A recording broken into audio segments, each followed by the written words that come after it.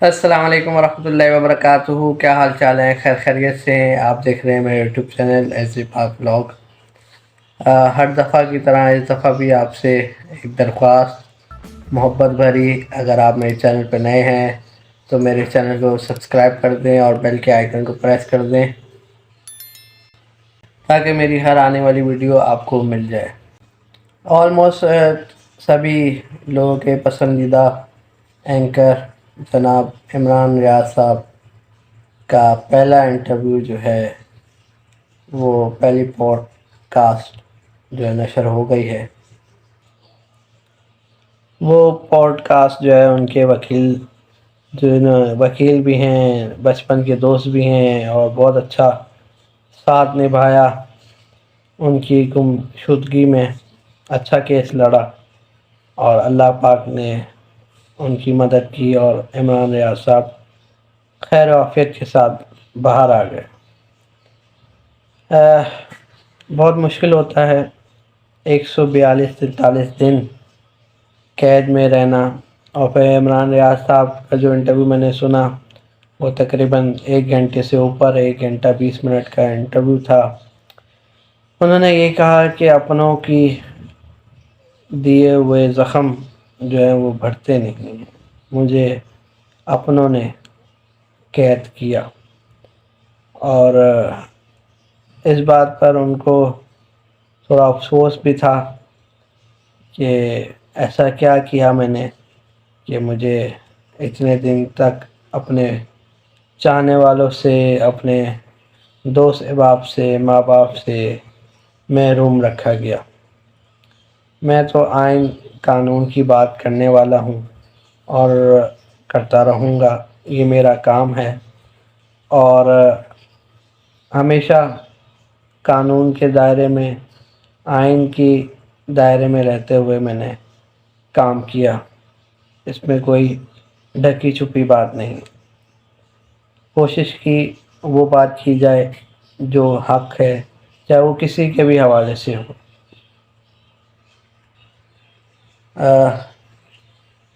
ان کے جو ہوسٹ تھے میاں صاحب، انہوں نے سوال کیا کیا امید تھی کہ اتنی محبت پاکستانی اور اوورسیز پاکستانیوں سے ملے گی؟ لوگوں نے آپ کے لیے دعائیں کی ہیں، عمرے کیے ہیں، طواف کیے ہیں۔ کہنے لگے امید صرف اللہ کی ذات سے تھی، اور اللہ نے ہی جو ہے یہ میری محبت عزت لوگوں کے دلوں میں ڈالی ہے۔ جب سوال ہوا کہ کون سب سے زیادہ یاد آیا تو کہنے لگے سب سے زیادہ یاد اللہ آیا۔ جب کوئی نہ ہو پکار سننے والی، جب انسان کی پکار نہ سنی جائے تو صرف اللہ ہی یاد آتا ہے، اور مجھے بھی اللہ ہی یاد آیا۔ میں سمجھتا ہوں کہ پاکستان میں جو صحافت ہے وہ اب صرف نام کی صحافت رہ گئی ہے۔ اب صرف یہی ہے کہ آپ کو جو لکھ کے دیا جائے آپ نے اس کو ہی دہرانا ہے۔ آپ کا اپنا مائنڈ کیا ہے کچھ پتہ نہیں، آپ کی اپنی کیا سوچ ہے، اور آپ کا اپنا کیا ویژن ہے، کچھ نہیں۔ چینل مالکان نے جو آپ کو لکھ کے دیا ہے آپ نے وہی بولنا ہے، وہی کہنا ہے۔ ہر چینل کا ابھی یہی معمول ہے۔ حق اور سچ کیا ہے پتہ نہیں، کس کے لیے کیا کہنا ہے اور کس کے لیے کیوں کہنا ہے، اچھا کہنا ہے برا کہنا ہے، نہیں پتہ، لا علم ہے آج کا میڈیا۔ اور زیادہ خوشی عمران ریاض کو دیکھنا، اور جو سننے میں آ رہا تھا، ایک بات پھیلی ہوئی تھی کہ زبان میں جو ہے وہ تھوڑا بولنے میں مسئلہ ہے، لیکن الحمدللہ کافی بہتری محسوس ہوئی۔ جو لوگ ان کی رائے کے بعد ملاقات کیا ہے ان سے، وہ بخوبی اس فرق کو محسوس کر رہے ہوں گے۔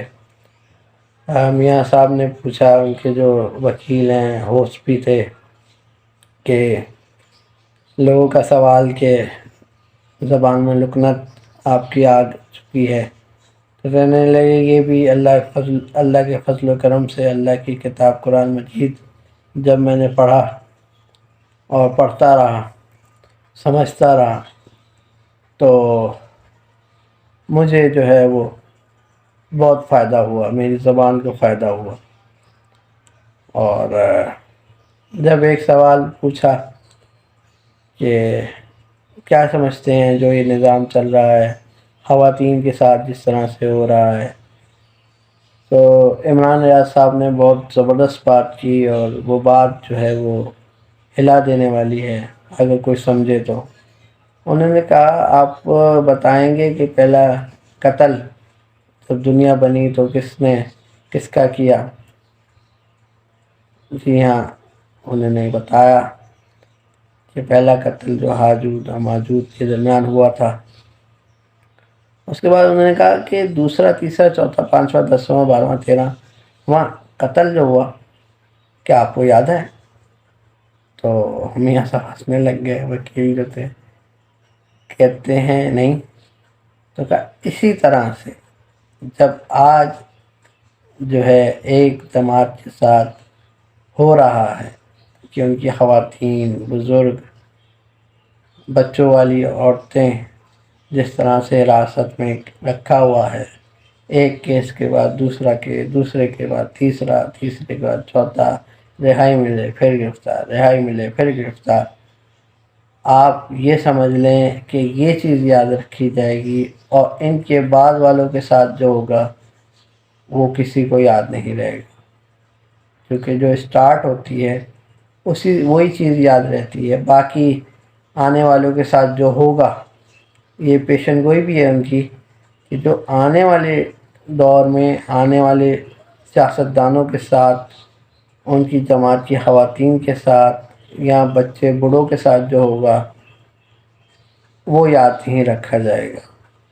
اور پھر سب خاموش رہیں گے، ارے یہ تو سیاست کا حصہ ہے، یہ تو پہلے پی ٹی آئی والے بھی جھیل چکے ہیں اس چیز کو، یہ تو معمولی بات ہو گئی۔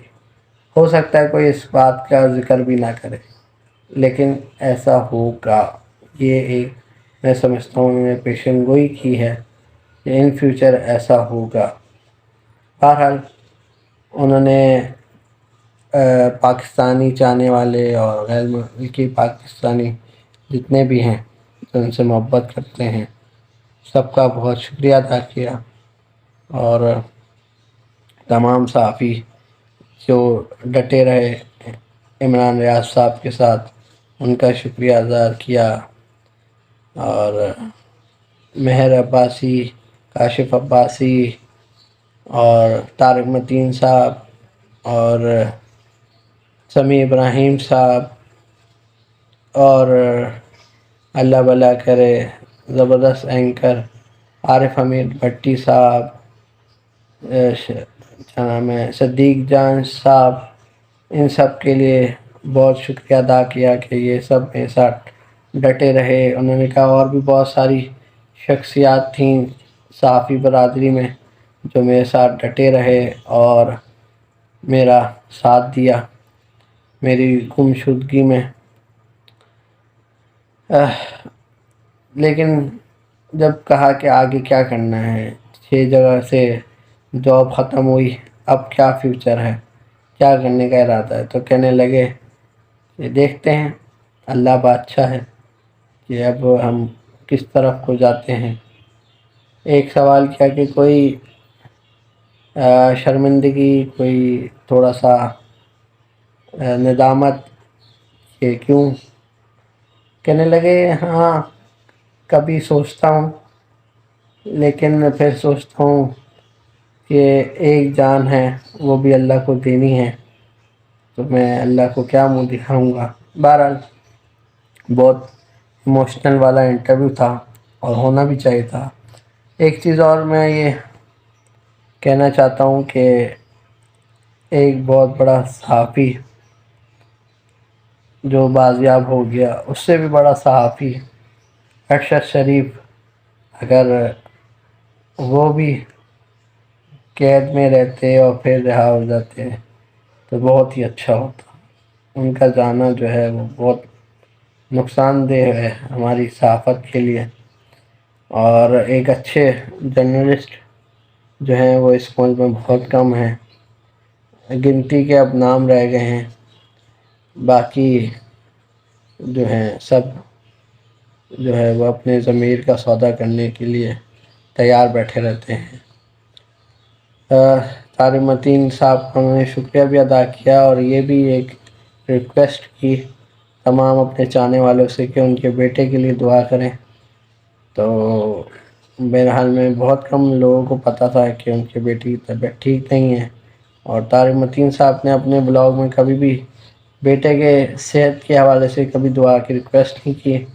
تو میں نے عمران ریاض صاحب کے انٹرویو کے بعد طارق متین صاحب کا سے میں نے 2 گھنٹے پہلے میں بلاگ اپلوڈ کیا، تو اس میں انہوں نے خوشی کا بھی اظہار کیا، اور یہ بھی کہا کہ جو عمران نے بات کی ہے آپ سے بھی درخواست ہے کہ میرے بیٹے کو اپنی دعاؤں میں یاد رکھیں۔ عمران ریاض کا شکریہ کہ انہوں نے میرے بیٹے کو اپنی دعاؤں میں یاد رکھا۔ میں سمجھتا ہوں تبدیلی آنی چاہیے ملک میں، صحافت میں، عدلیہ میں، ہمارے جو نظام ہے، کلچر ہے، اس میں تبدیلی آنی چاہیے، اور ہم سب کو اپنے اداروں سے محبت ہے، اور کیوں نہ کریں محبت، کہ یہ ادارے وہ ہیں کہ جن کے بل پر پاکستان کو ایک مضبوطی حاصل ہے، اور ہم انہی اداروں کی بدولت جو ہیں وہ کھلی فضا میں سانس لیتے ہیں۔ اللہ کرے کہ ادارے وہ کریں جو عوام کے دلوں میں بات ہے، عوام جو چاہتی ہے۔ ویڈیو پسند آئی ہو تو لائک کریں، کمنٹ کریں اور شیئر کریں۔ پاکستان زندہ باد، پاکستان آرمی زندہ باد۔ السلام علیکم ورحمۃ اللہ وبرکاتہ۔